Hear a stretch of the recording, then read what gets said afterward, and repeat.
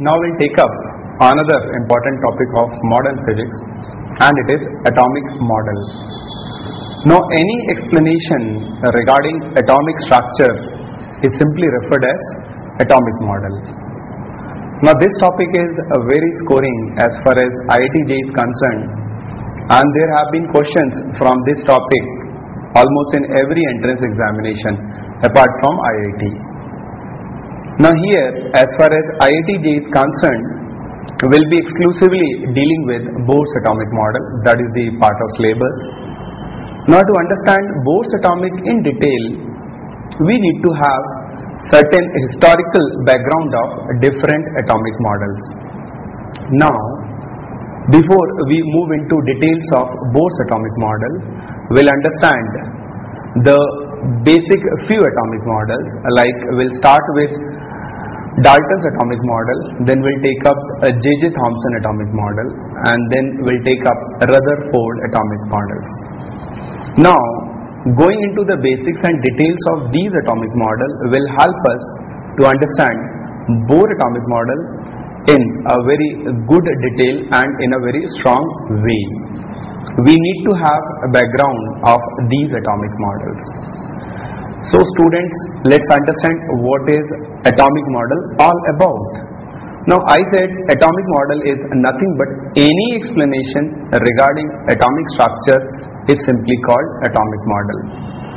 Any atomic model is called successful if it is able to explain all observed properties regarding atom. Now in very early days, when we talk about 18th century, so it was assumed that matter is composed of very tiny particles.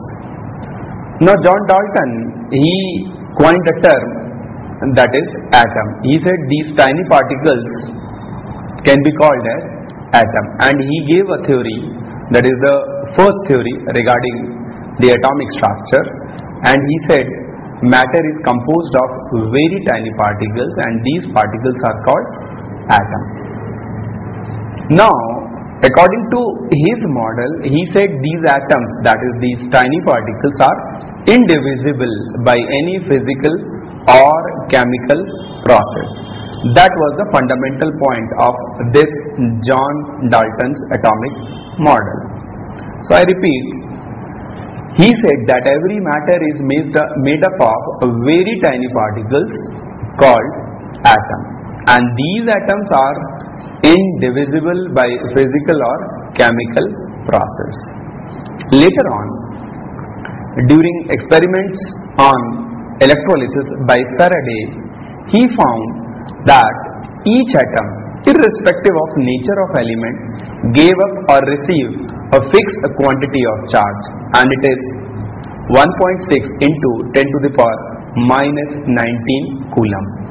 Now this experimental fact led to the electrical nature of atom. That means we said atom is charged, it contains charge.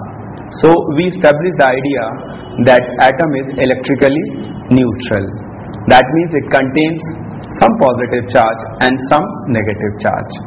So this particular fact, that during the experiments of electrolysis, each atom gave up or received a fixed amount of charge, that is 1.6 into 10 to the power minus 19 coulomb, led to the electrical nature of